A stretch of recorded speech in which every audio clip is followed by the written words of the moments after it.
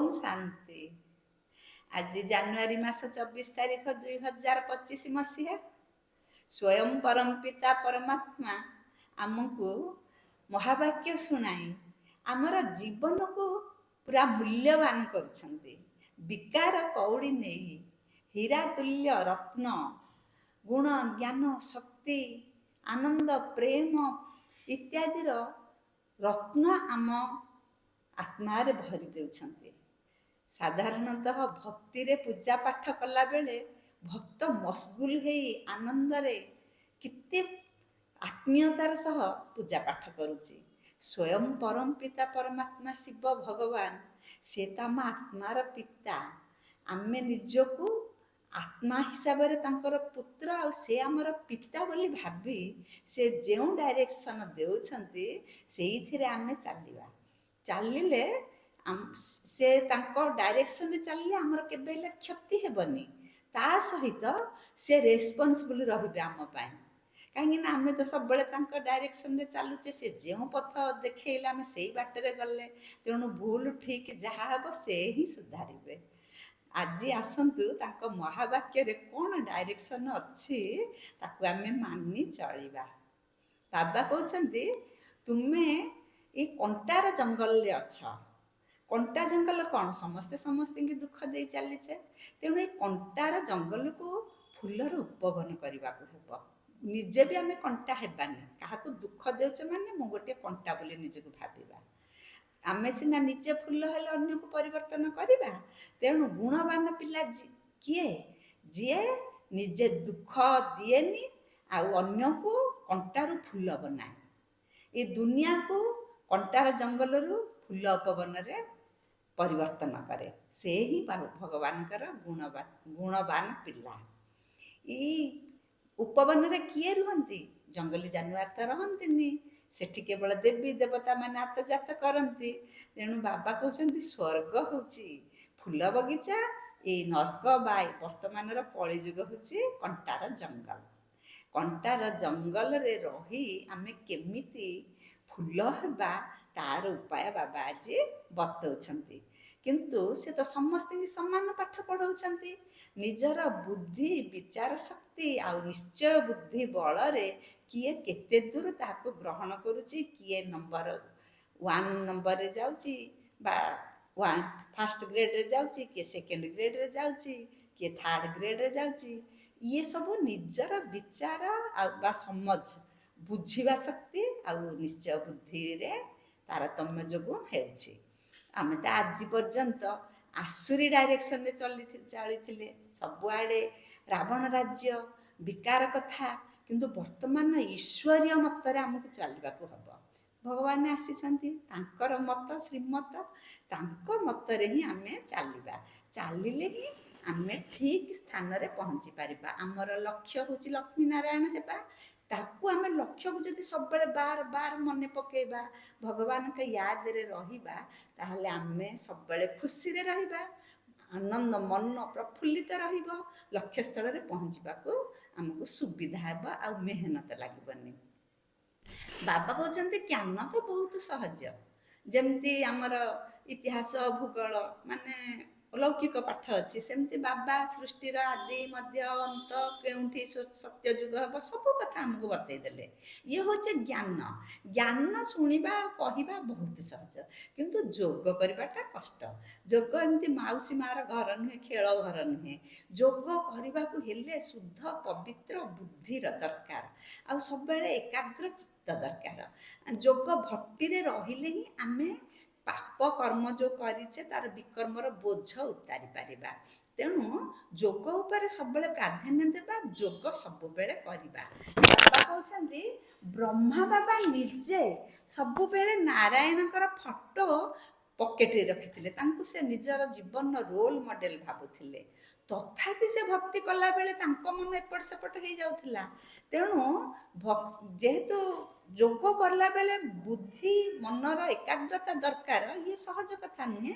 କିନ୍ତୁ ସବୁବେଳେ ସେଥିପାଇଁ ଆଟେନସନ ଦେଇକି ମାୟା ଠାରୁ ଦୂରେଇକି ଭଗବାନଙ୍କ ସହିତ ଯୋଗ ଲଗେଇବାକୁ ଆମେ ସବୁବେଳେ ଚେଷ୍ଟା ଅବିରତ ଜାରି ରଖିବା।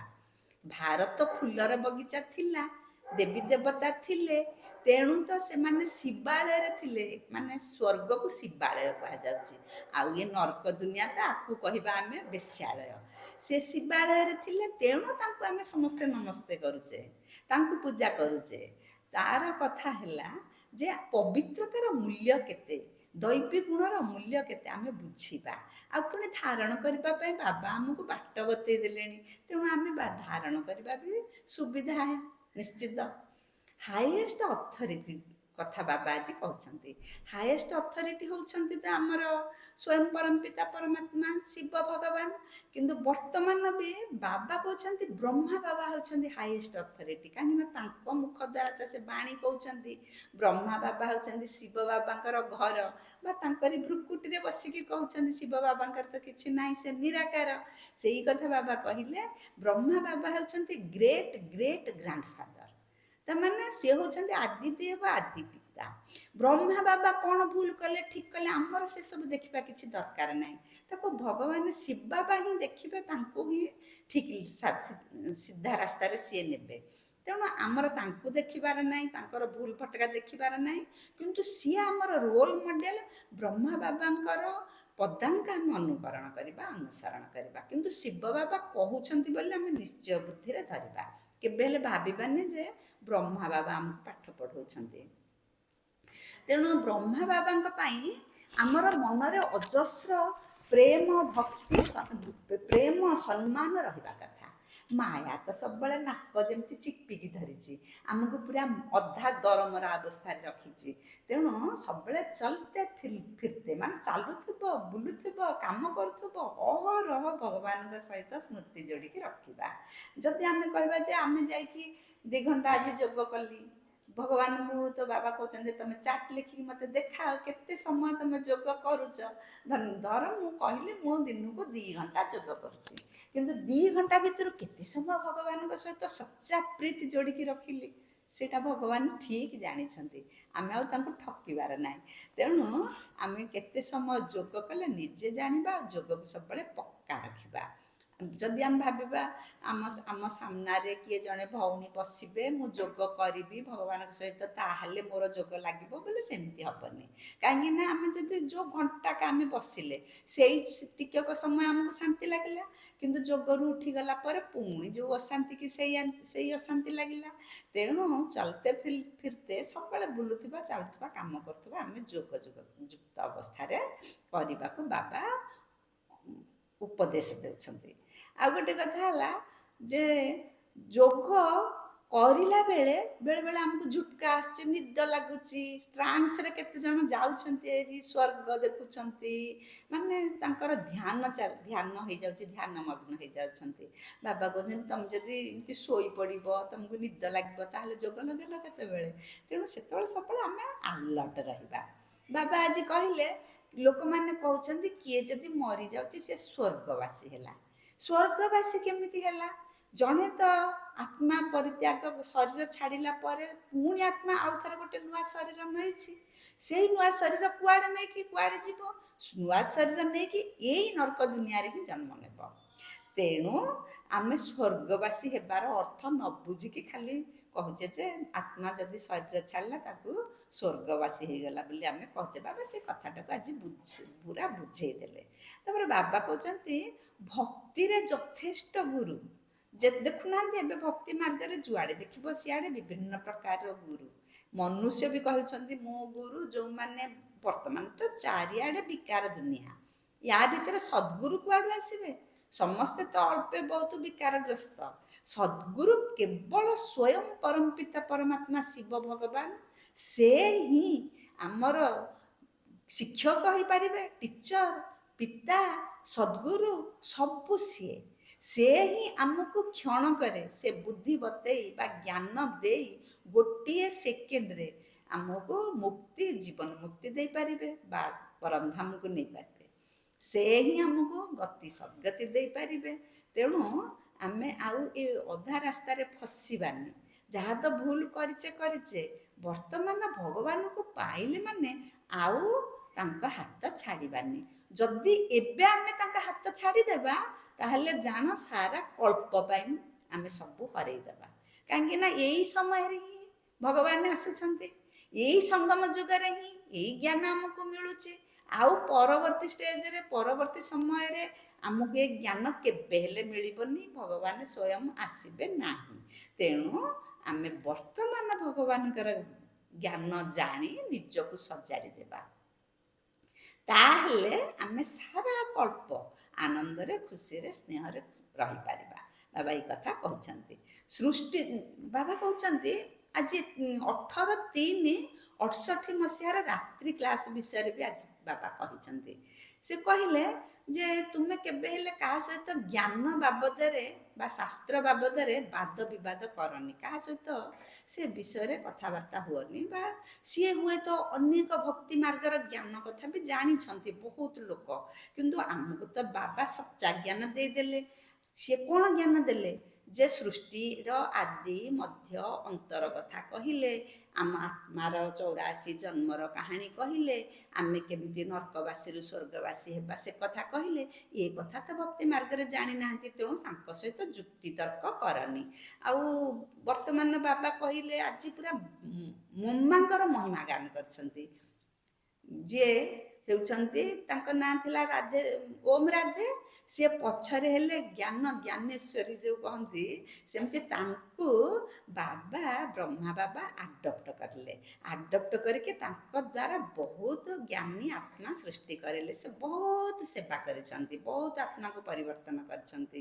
ତେଣୁ ତାଙ୍କର ମହିମା ଅନେକ।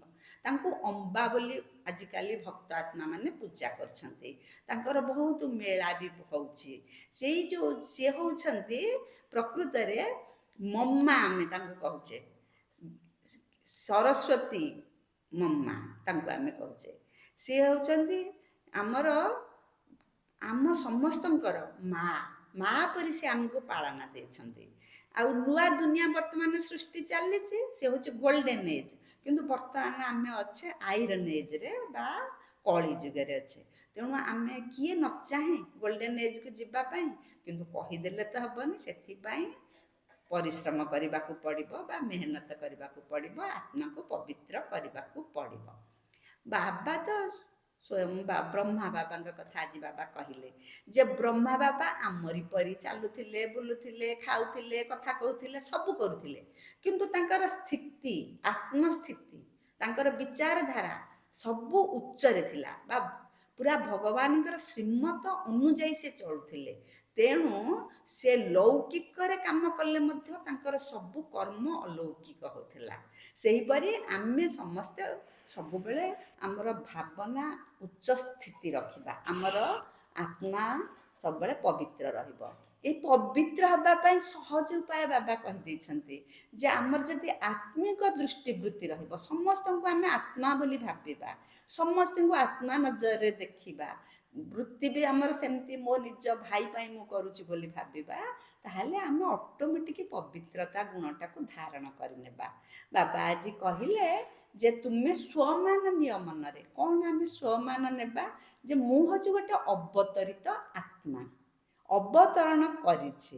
ଆଉ ଏଇ ସୃଷ୍ଟିର କର୍ମ କରିବା ପାଇଁ ମୁଁ ଶ୍ରେଷ୍ଠ କର୍ମ କରିବା ପାଇଁ ଆସିଛି।